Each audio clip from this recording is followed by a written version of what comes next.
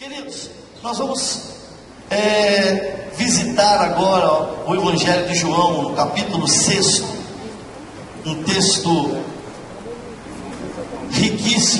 riquíssimo para o nosso crescimento espiritual. A partir do verso 16, João 6, nós vamos ler do verso 16 ao verso 21.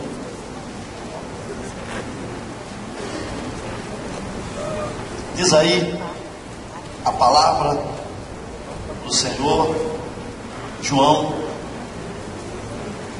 capítulo 6, versos 16 ao 21, diz assim: Ao descambar o dia, os seus discípulos desceram para o mar, e tomando um barco, passaram para o outro lado, rumo a Cafarnaum.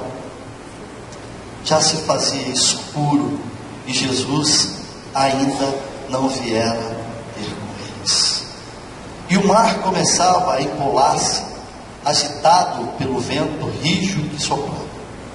Tendo navegado uns 25 a 30 estádios, eis que viram Jesus andando sobre o mar, aproximando-se do barco, e ficaram possuídos de temor. Mas Jesus lhes disse: Sou eu, não temais. Então eles, de bom grado, o receberam, e logo o barco chegou ao seu destino. Amém?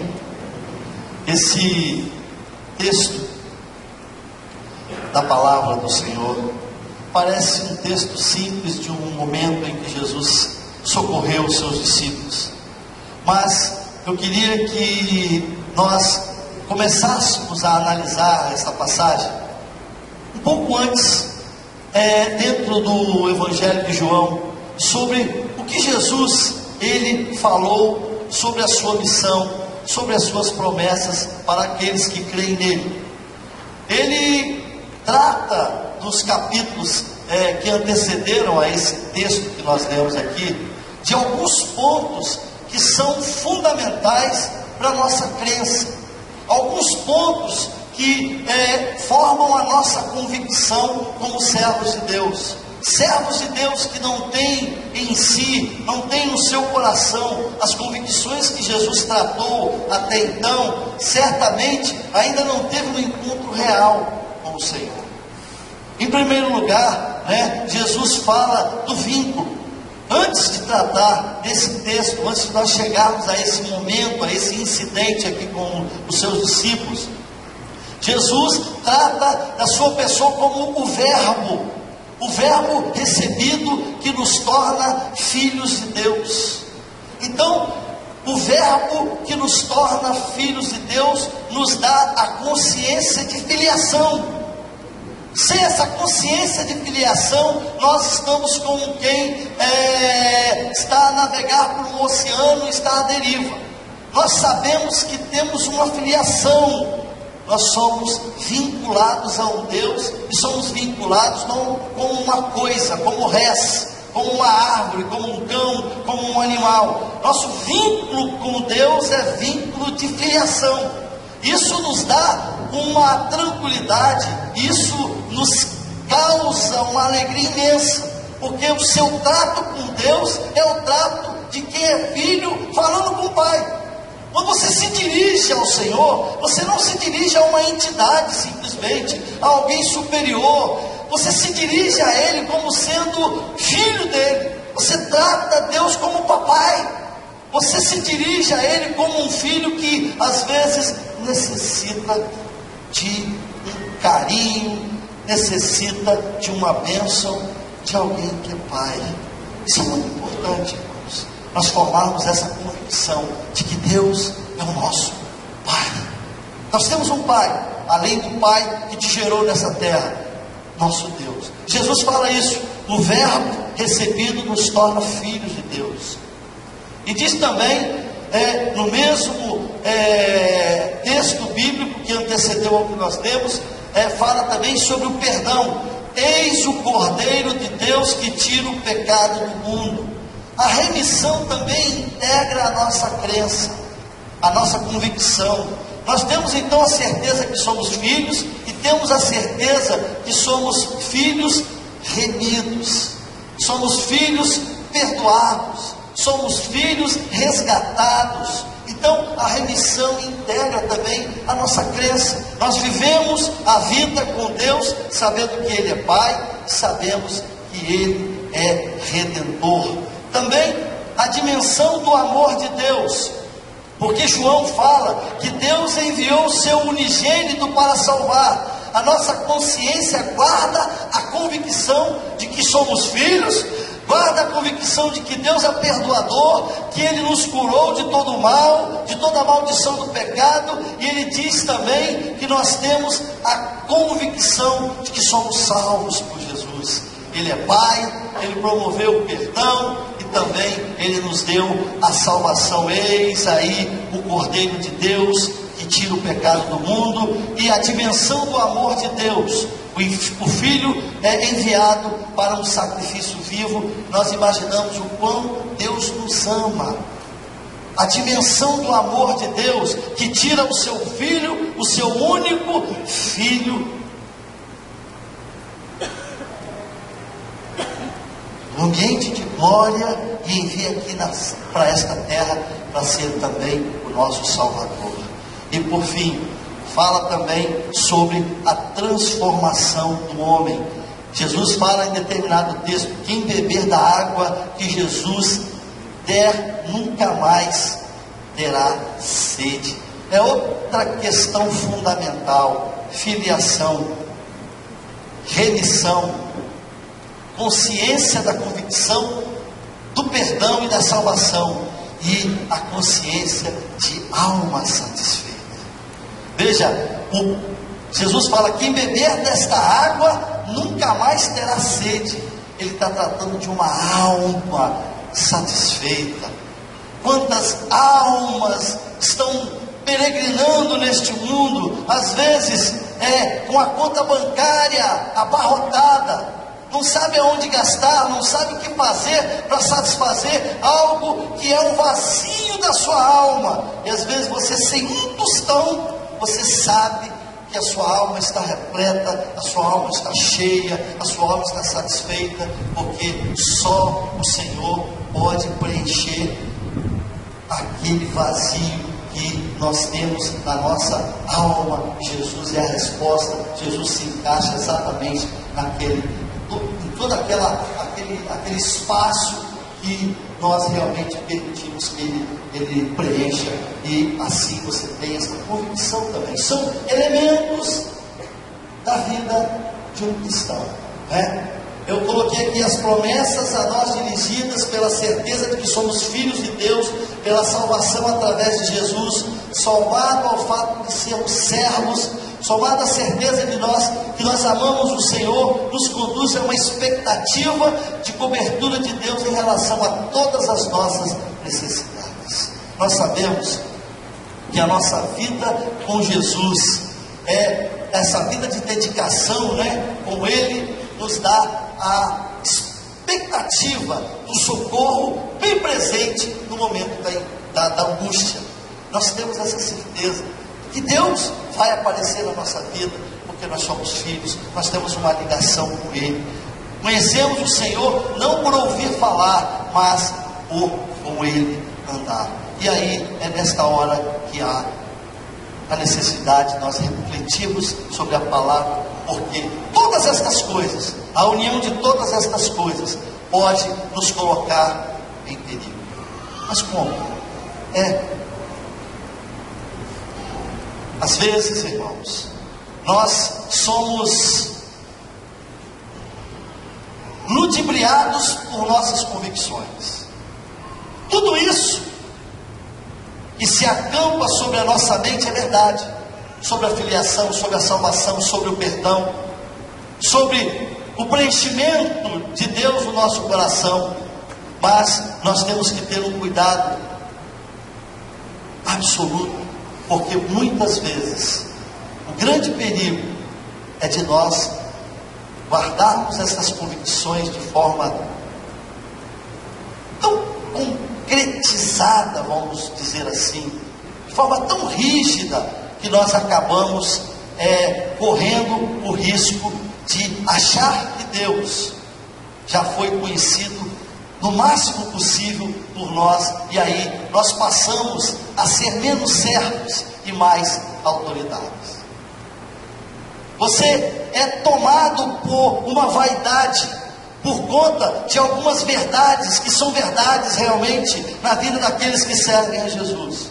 Eu sou filho de Deus, eu tenho em meu favor as suas promessas, eu estou acostumado a falar com Deus, eu tenho uma relação com Deus. Aí você começa muitas vezes a tornar o seu coração rígido, porque você acha que você tem todo o conhecimento de Deus, que você tem uma parte com Deus, que você tem uma experiência com Deus, que as promessas de Deus a você dirigida faz com que você não precise fazer mais nada. Você está num ambiente em que tudo que você precisava conhecer de Deus, você já conheceu. Agora você está mais para a autoridade do que para servo. Você se comporta muitas vezes como o próprio dono de Deus. Davi, no Salmo 109, trata as questões referentes à sua filiação com Deus, o seu vínculo com Deus de forma assustadora. É exatamente isso que eu gostaria de tratar com você, porque há um perigo iminente do nosso coração se tornar religioso, há um perigo iminente do nosso coração ficar como um cimentado, seco, rígido, porque nós somos especialistas em Deus, sabemos tudo sobre Ele, somos filhos dEle, tivemos uma experiência com Ele, e nós somos a direção e os recebedores das suas promessas. Deus me prometeu muitas coisas, eu sirvo ao Senhor há muitos anos. No Salmo 109, Davi está com essa perspectiva de que ele é simplesmente porta-voz de Deus. Nós passamos muitas vezes assim, a ser como quem está numa recepção do reino de Deus, dirigindo as pessoas para lá e para cá, e vai nos faltar uma experiência real com Deus, porque nós nos tornamos muito especialistas em divindade. Aí você passa a ter um olhar altivo. Veja só o que Davi fala ali no Salmo 109. Nós estudamos o Salmo 109 na escola bíblica aqui, e alguns irmãos falaram: meu Deus, Davi fez isso?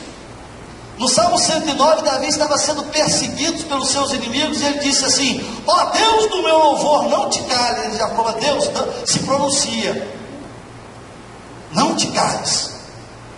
Como quem ordena a Deus, e esmaga os meus inimigos. O Salmo 109 você lê com dificuldade. O homem segundo o coração de Deus esmaga os meus inimigos humanos. Tenha alguém para acusá-los, condena-os, faça com que eles tenham poucos dias de vida sobre a terra. Davi orando a Deus nesse sentido, um coração enrijecido. Olha só como ele parece que comanda a divindade, parece que ele manda, Deus está a seu serviço. Ele diz mais: elimina também os seus descendentes. Ele não quer que os seus inimigos tenham descendentes. Torna os mendigos sobre a terra, que os ladrões roubem tudo que eles têm, tudo que eles produzam. Os ladrões vão lá e roubem, tirem tudo deles. Você já fez uma oração assim? Está dizendo aqui: nunca estenda a eles a sua misericórdia, sejam condenados à extinção, sejam amaldiçoados e enfermos. Pelo amor de Deus, que coração é esse? Dá uma passada lá pelo Salmo 109, mas ele diz: mas Senhor, quanto a mim, haja livramento, pois conto com a sua misericórdia. Quanto a mim, Deus, os teus inimigos, que aconteça tudo isso, não te cales, Senhor, manda haver em cima deles, mas quanto a mim, a tua misericórdia. O sujeito que diz assim: olha, mexeu comigo, está lascado, porque Deus vai partir ao meio. Você está mandando Deus partir ao meio do seu inimigo? Você conhece Deus na intimidade a esse ponto? Deus é seu servo, ou você é servo de Deus? Achar que se conhece tanto a Deus que não mais o buscamos. Você conhece tanto a Deus, você não o busca mais, você só indica, você só fica na recepção. Olha, Deus é assim, você tem que, para você ganhar o coração de Deus, faz assim, assim, cozido, cozinhado. Você se torna um sujeito que é mais autoridade. Se você é visto como alguém que conhece Deus profundamente, está numa grande intimidade com Deus, e Deus não precisa aparecer àquelas pessoas, porque você conhece tudo dele. Você é especialista em Deus. Só indicamos onde Ele está, pois quando necessitamos saber como Ele vai, pois quando necessitamos, já sabemos como Ele vai agir e como Ele pensa. Parece que passamos a ter todas as respostas para os enfrentamentos das adversidades da vida. Eu coloquei aqui: somos mais autoridade do que servos, somos cheios de convicções e arrogância, mas vazios de quebrantamento. Você se torna um sujeito difícil de ser quebrantado, sujeito rígido. Essa era a grande bronca em relação aos religiosos. Eles eram especialistas em Deus. Cuidado com esse negócio de ser especialista em Deus. Deus não faz assim não. Deus é assim. Deus só age dessa forma. Deus só fala dessa forma. E é assim que nós vamos nos tornando, verdadeiramente donos de Deus. Tornamos meio que donos de Deus, ou pelo menos pessoas que ditam como Deus decide, como Deus pensa, como Deus faz, e etc, etc. Coloquei aqui: para o nosso barco chegar ao seu destino, será necessário Deus mexer nas nossas estruturas. Olha aqui, às vezes, o grande conhecedor de Deus, o secretário da divindade, você está tão distante de Deus, e achando que está na antessala, como secretário, que ele tem que mexer nas nossas estruturas. Nós paramos de buscar um quebrantamento real, uma experiência de aproximação com Ele, porque nós achamos que nós estamos muito próximos dEle, a ponto de não precisarmos mais cairmos diante dEle de joelhos quebrantados, pedindo a sua ajuda e a sua misericórdia, porque nós já temos realmente uma experiência com Deus. Afinal de contas, eu sou filho, afinal de contas, eu fui salvo. E aí você vai se enrijecendo, você vai sendo alguém que não tem uma expectativa de um Deus aparecer, porque você já conhece tudo dele. Você não tem surpresa de Deus. Você anda altivamente, porque você já sabe. E aí Deus, para mexer com a sua estrutura, para balançar você, para tirar você da sua cadeira de excelência, Ele tem que arranjar um jeito de chegar com você como um fantasma. Deus aparece na nossa vida às vezes como um fantasma. Pode ser qualquer pessoa, menos Deus. Isso que vem aí é um fantasma. Eu não conheço. Vem um fantasma aí. Com certeza não é Deus. Eu coloquei aqui: um bom método de Deus é a aparente demora de nos atender, parecendo tardio em nossas vidas, porque já se fazia escuro e Jesus ainda não viera eles. Parece tardio. Ele te deixa por sua conta, que você já sabe tudo dele. Você desce de cuidado. É preciso ele balançar você. Por misericórdia, ele precisa fazer com que você caia do cavalo. Você não o reconhece em coisas simples, aparentemente banais. Você está preocupado com coisas grandes, porque você já cresceu espiritualmente a ponto de ser realmente alguém que espera coisas maiores. Você não vê Deus falando aqui embaixo. Você está rígido. Aí Deus tem que se fantasiar de fantasma para assustar você. Deus assusta você. Precisamos assustar de vez em quando. Porque para cima de mim não, Deus, porque eu sou filho, eu sou salvo, eu oro, eu falo com Deus, eu jejuo. E eis que Ele não se cala, Ele vai fazer do jeito que lá no seu íntimo Ele vai fazer do jeito que eu quero. Eu preciso que o meu inimigo seja esmagado. Eu preciso que meu filho tenha isso. Eu preciso que a minha esposa faça assim. Eu preciso que Deus faça assim. E Deus é mais ou menos marionete na sua mão. Certamente a intensidade que Jesus tratou com os seus discípulos ali, antes do verso que nós lemos, os capítulos anteriores, demonstra que Jesus teve uma intensa atividade com os seus discípulos.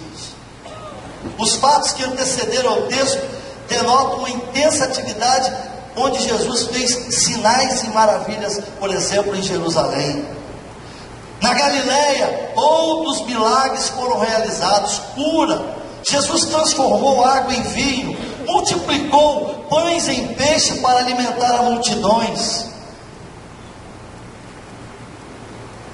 Numerosa multidão seguiam o Senhor e seus discípulos, porque haviam visto ali os sinais. O verso 15, que nós vimos aí,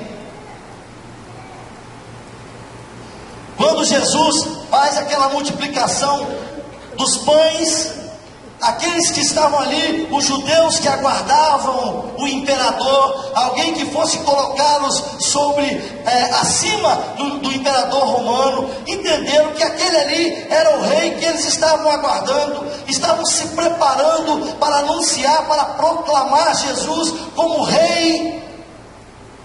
E Jesus, atento àquilo, vendo que a sua missão era outra, ele despede os seus discípulos, encaminha-os para que eles vão à frente, porque ele vai despedir a multidão, mas ele está atento, porque o que os judeus pretendem naquela situação é justamente proclamar o rei, rei no mundo material, rei no lugar de César.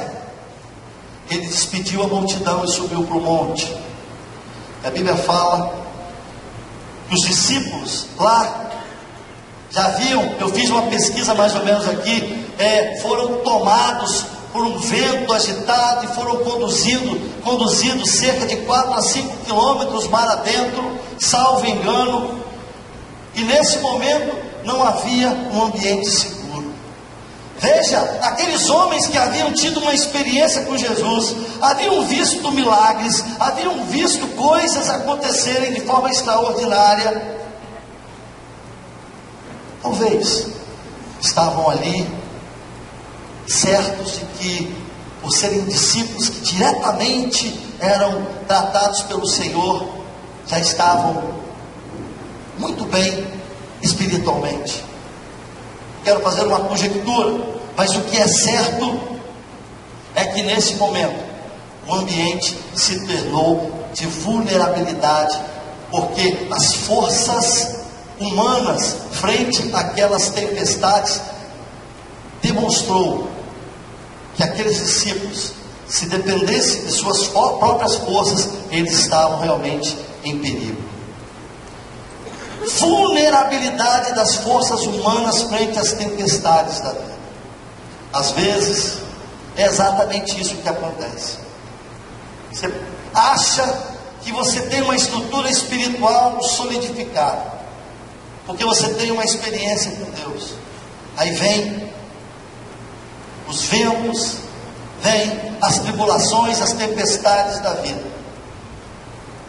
E vejam que os discípulos estão no meio do mar, não há para onde correr, não tem um montinho de areia, porque eles estavam distantes da terra, e perceberam que eles estavam em perigo. Diante de tantas forças contrárias e superiores às suas forças, os discípulos foram tomados pelo medo iminente do naufrágio. Talvez esse é o ponto, ou um dos pontos, em que Deus prepara a nossa vida para nós realmente discernirmos o quanto precisamos dele, para nós discernirmos que muitas vezes as nossas convicções rígidas, endurecidas, estão fazendo com que nós nos afastemos dele, e ele quer o seu coração quebrantado. Eu não tenho dúvida disso. Olha aqui, não há dúvida dúvidas de que o Senhor precisa que você tenha um coração quebrantado.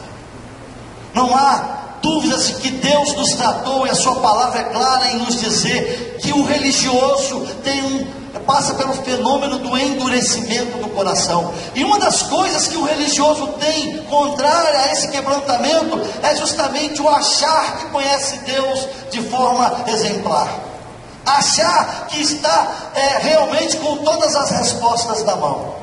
E aí um medo iminente, mesmo que chegasse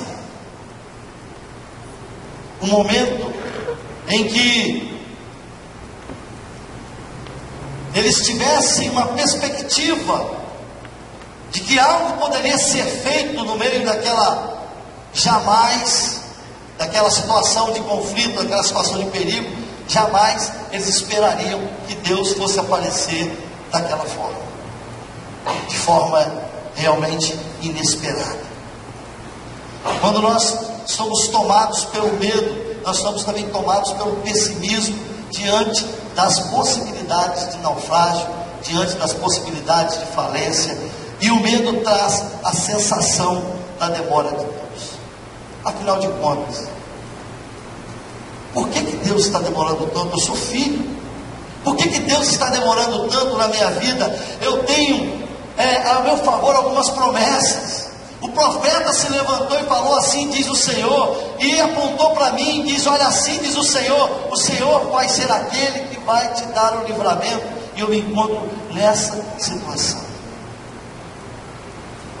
A Bíblia fala que então Jesus chega andando sobre o mar e diz: sou eu, e não um fantasma, não temas. E a Bíblia diz que logo o barco chegou ao seu destino.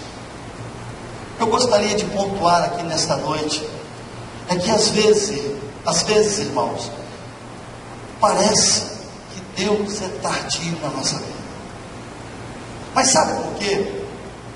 Parece que Deus é tardio na nossa vida porque, de alguma forma, a nossa vida pacificada, muitas vezes a nossa vida tranquila, a nossa vida estruturada aparentemente, ela tem que ruir. Porque esta vida aparentemente estruturada tem nos afastado de Deus, tem nos afastado do Senhor. E você já sabe exatamente da forma como Ele vai aparecer. Você sabe que você vai orar e Deus vai ouvir.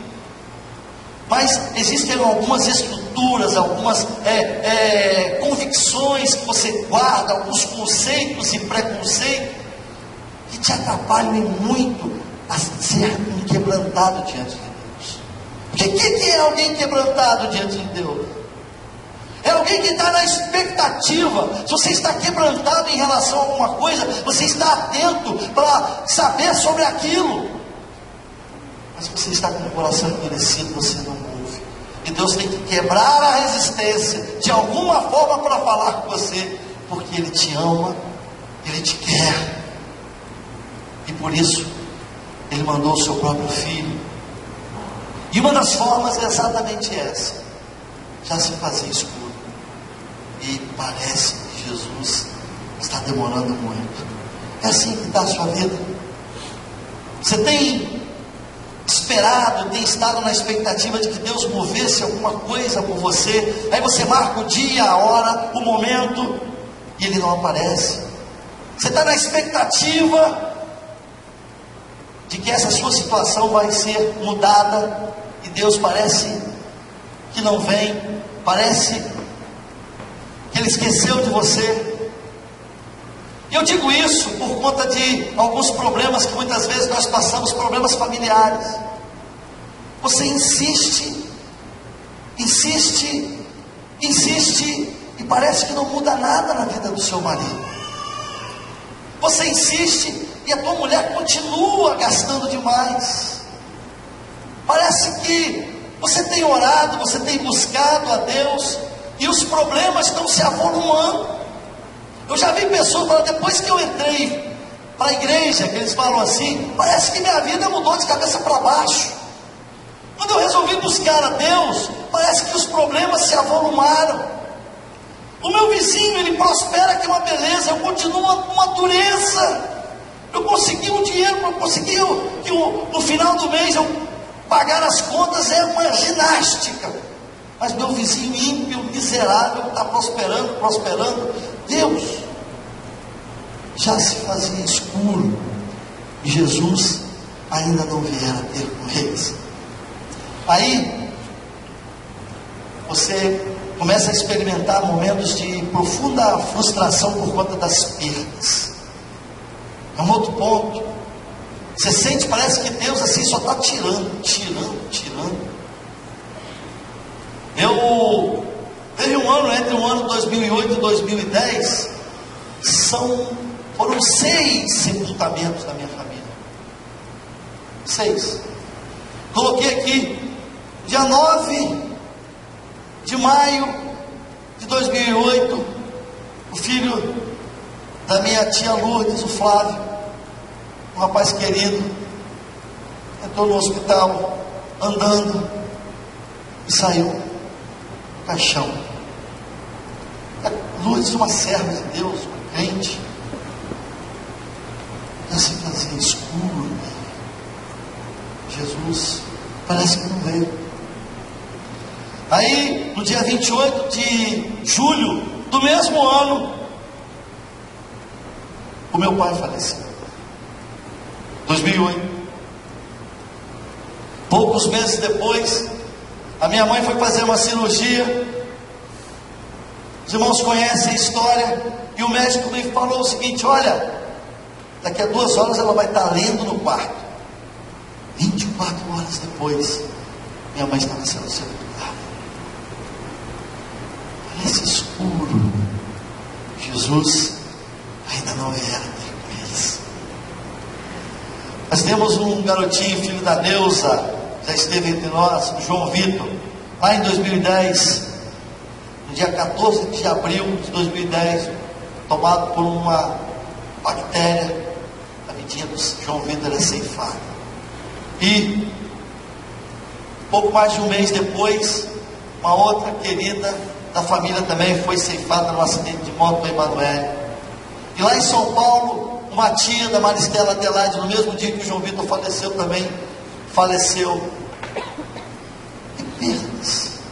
Você começa a perder, aí você começa a questionar. Já se fazia escuro, e essa série de perdas que acontece na vida da gente começa a questionar essa questão da presença de Deus, porque uma atrás da outra a gente sabe que todos têm um dia na terra, mas sequências assim, gente. E teve gente da minha família que foi parar na cama, depressivo, porque não suportou uma perda. Lutas que se multiplicam a cada dia, expectativas frustradas. Meu filho que está aqui me assistindo, quando nasceu com um problema. Quem está nos visitando aqui não sabe, é o Samuel que está aqui na minha frente. E aí um primo perguntou assim: olha, eu quero te fazer uma pergunta. Como pode Deus fazer isso contigo e não comigo? Você optou em caminhar com Jesus na igreja, eu optei pelo prostíbulo. Você quer ofensa maior? Eu fui criado no prostíbulo e meus filhos são saudáveis. E Deus te dá um presente desse. Como é que se explica isso? A grande resposta que você tem que ter nessa hora é um grande: eu não sei. Eu não sei. Não tem resposta, não tem como você adivinhar. O que falta na vida da gente muitas vezes é dizer: Deus, eu não sei. Não sei. Mas eu sei que a tua misericórdia se renova a cada manhã, mas eu não sei. Para que você não sabe como Deus vai agir, como Deus vai chegar. Isso vai fazer um bem para você. Não queira ser secretário de Deus, porque Ele vai aparecer para você e vai parecer fantasma na tua vida.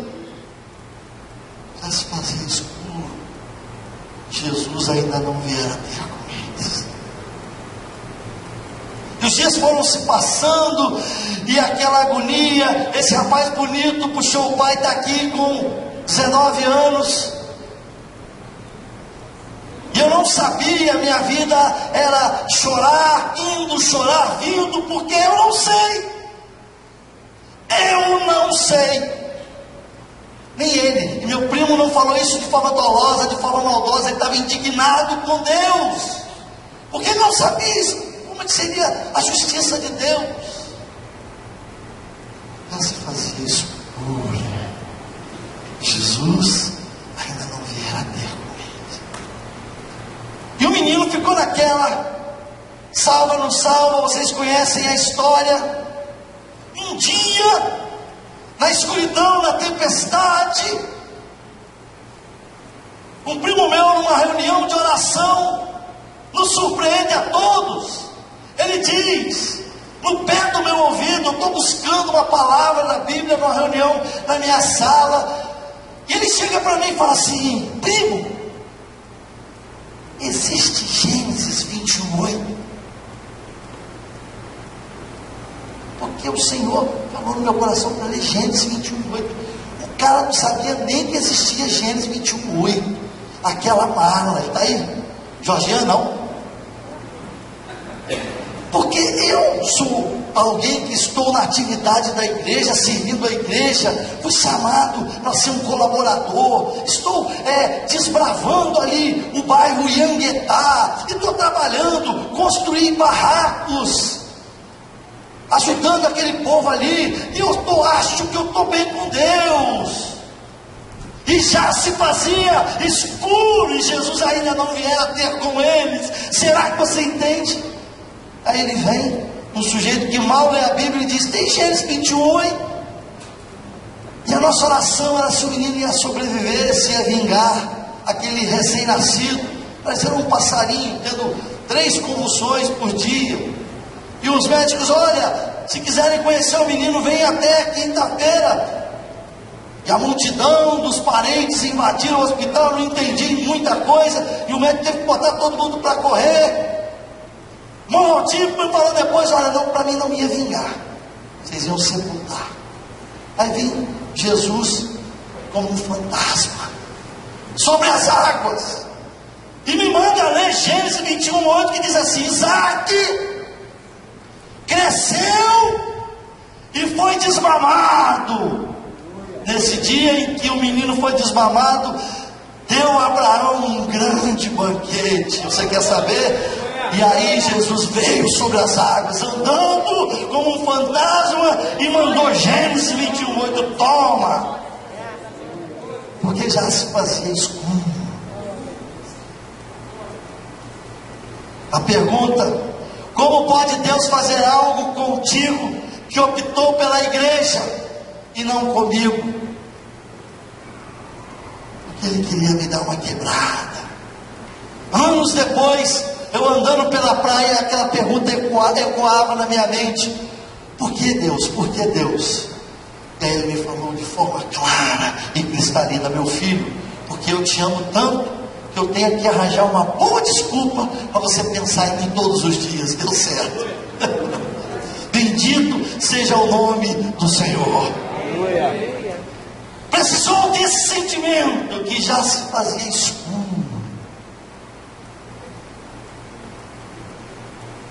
O que podemos aprender hoje com Jesus? Eu coloquei aqui: às vezes as nossas convicções e forças nos levam para longe, pois estamos cheios de nós mesmos. Então seguimos um caminho que achamos ser o melhor. Pois eu conheço Deus, eu sei o caminho que Ele tem para mim. Estamos seguindo para um grande problema. O primeiro ponto é que Jesus não retira de nós os seus olhos. Já se fazia escuro, mas o verso 48 de Marcos 6 nos relata que Jesus estava vendo a dificuldade dos seus discípulos, estava vendo o vento contrário.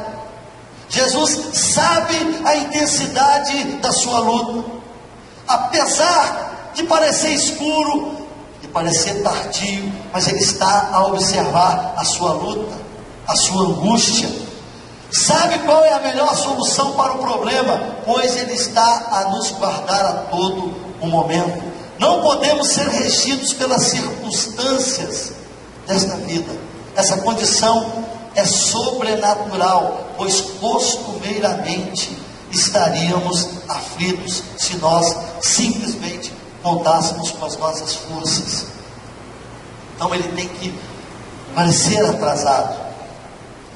Segundo ponto, creia que Jesus poderá vir de modo inesperado. É um grande problema. Você já percebeu essa possibilidade de Jesus vir sobre a sua vida de modo inesperado? Pois o esperado é que ele viesse de barquinho. Oi pessoal, estou meio atrasado, desculpa aí, mas eu já acalmei os ventos, a tempestade está tudo bem, viu? Se ele viesse de barquinho, os discípulos, eu acho que é ele.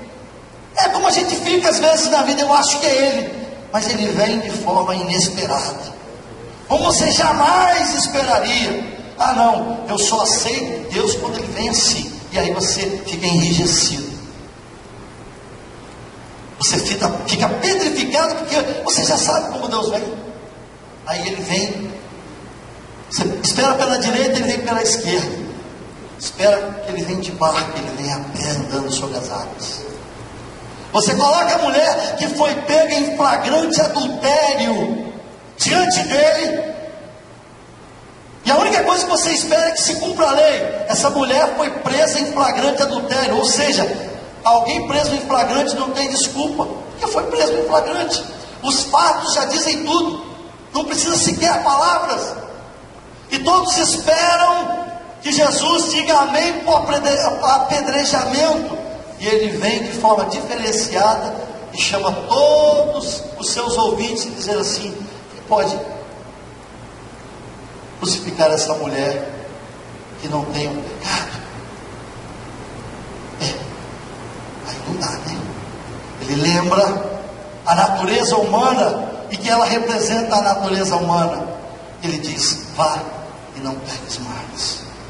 Ele manda os trabalhadores para a vinha, e um vai mais cedo, outro mais tarde, e paga todo mundo igual. Na nossa justiça, quem foi mais tarde deveria receber menos do que aquele que foi mais cedo. Mas ele demonstra que ele paga todo mundo igual, porque o que ele paga é amor e misericórdia, e que você e eu temos, pela graça de Deus, a oportunidade de começar de novo, sem condenação.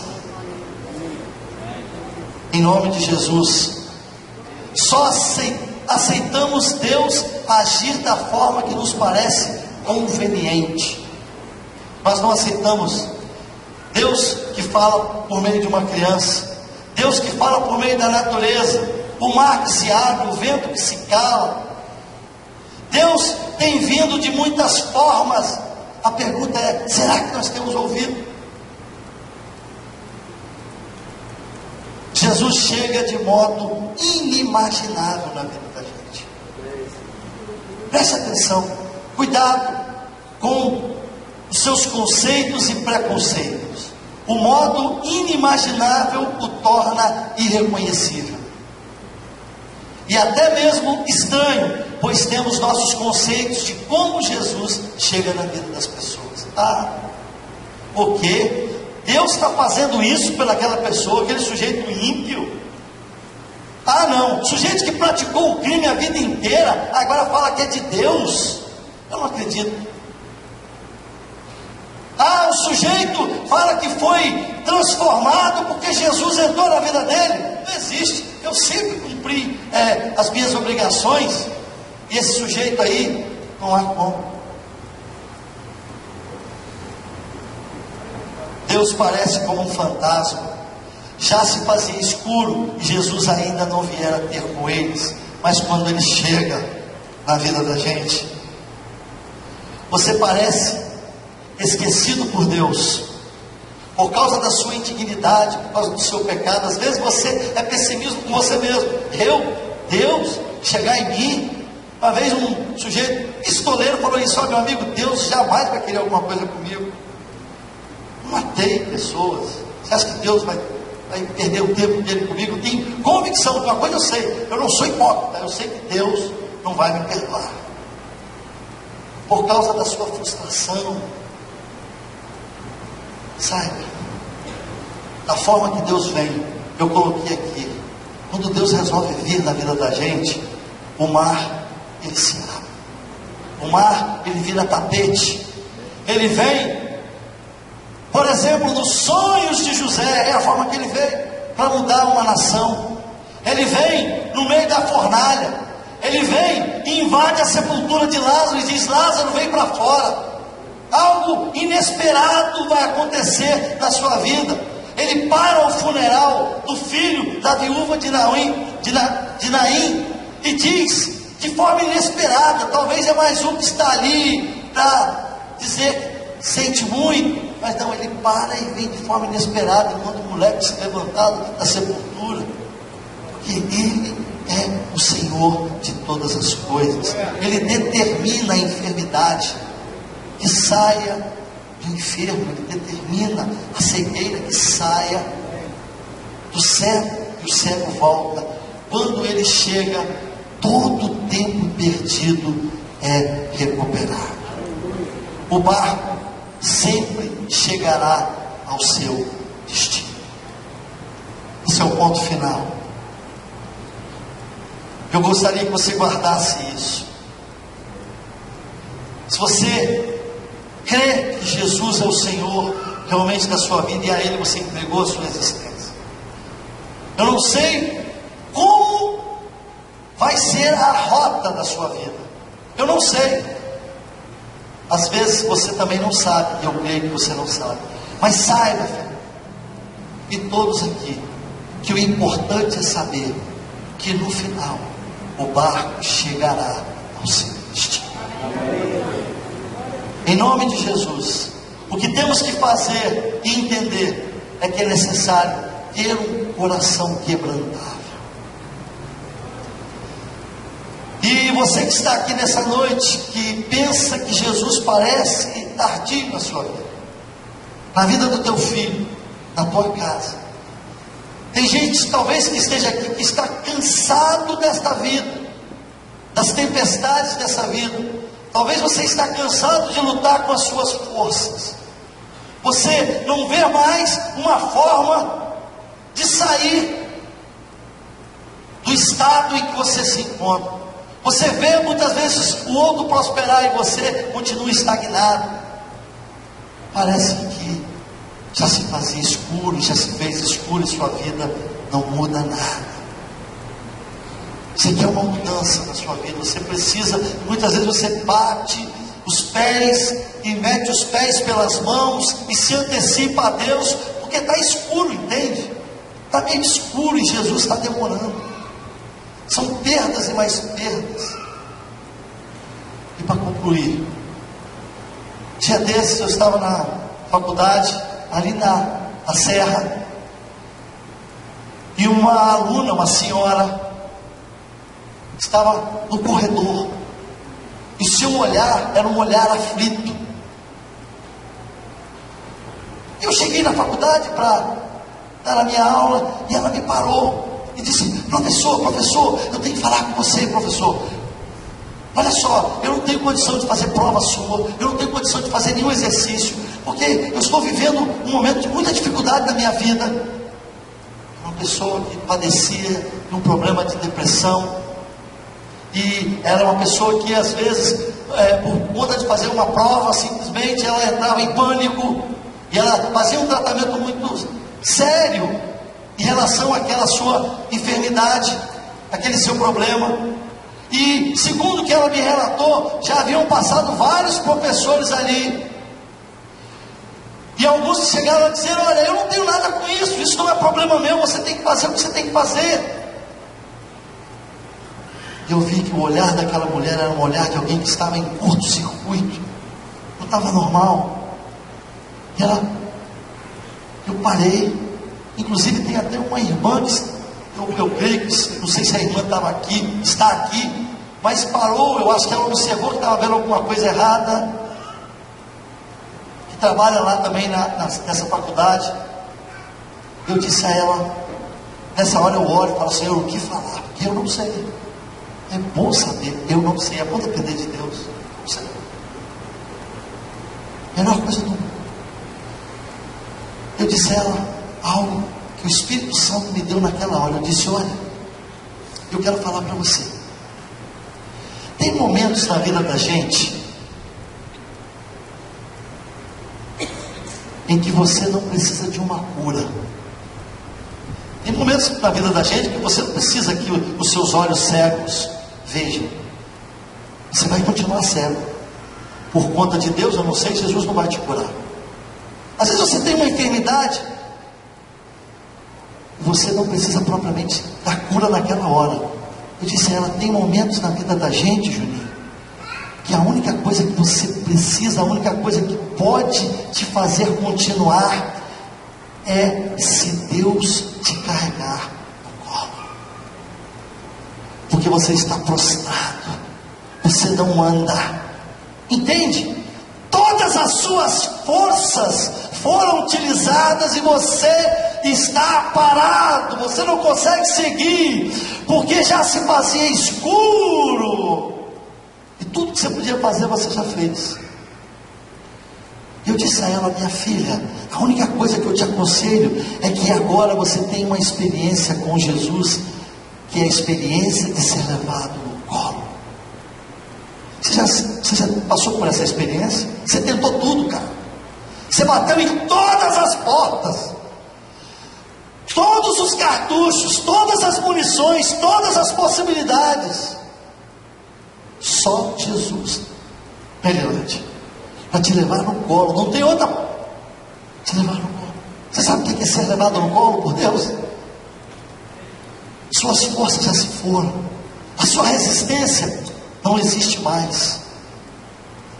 Eu disse isso para ela, e os seus olhos pararam um momento, e ela disse: eu vou fazer isso, professor. Dias depois, no final do período, ela me procurou chorando com uma amiga, uma serva, e disse: professor, naquele dia eu ia acabar com tudo. Eu estava disposta a sair daí e acabar com o sofrimento da minha alma. E a tua parada ali foi um divisor de águas, porque já se fazia escuro. Jesus ainda aparentemente não viera ter com eles. E Jesus apareceu no coração de um professor. Lembrei de você, Juninho.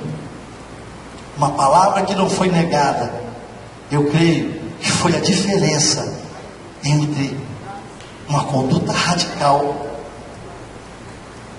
e a esperança de dias melhores. Já se fazia escuro, e Jesus virá.